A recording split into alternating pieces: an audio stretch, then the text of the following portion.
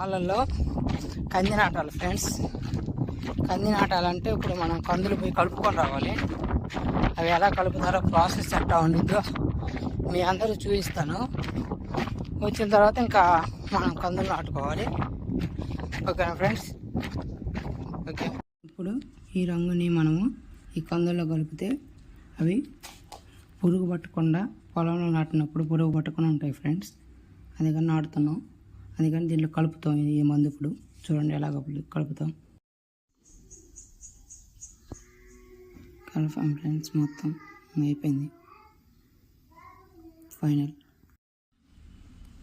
ఇలా వేసుకుంటాం.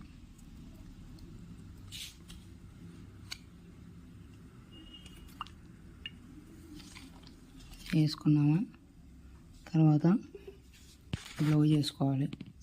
గ్లవ్ చేసుకొని ఇలా తిప్పాలి. కొన్ని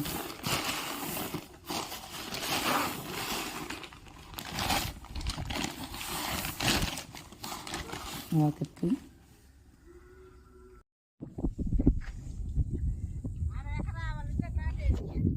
అవి సాగు పాదులేమ్మా. మా వాళ్ళు అక్కడ మీ ఇద్దరు ఎట్లా ఆడతారు కాదు, అవి సాగు పాదులు. మొన్న వాళ్ళు నాటిరు మాది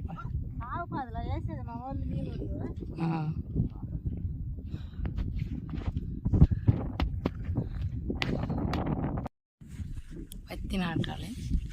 కూలోళ్ళు వస్తుండ్రు, నాటుతారు. ఇంకా నేను కందులు నేను కలిపిన కందులు ఇగో మా అమ్మ ఆడుంది అవతల గిట్టిన వస్తుంది. మా అమ్మ వస్తున్నారు. మా అమ్మ వాళ్ళ కందులు నాటుకుంటూ వస్తే ఇంకా చూడు ఎర్రటి ఎండ. ఇలా కష్టపడితే కానీ మీరు అందరం కందిపప్పు బియ్యం అవి తినరు. రైతు కష్టపడితేనే కదా ఫ్రెండ్స్ 10 మంది తినేది. అట్లాంటిది రైతుకి అనేది గిట్టుబాటు ధర కూడా లేదు. చూడు, గవర్నమెంట్ వచ్చింది కానీ ఏ గవర్నమెంట్ వచ్చినా గిట్టుబాటు ధర అయితే ఇవ్వట్లేదు.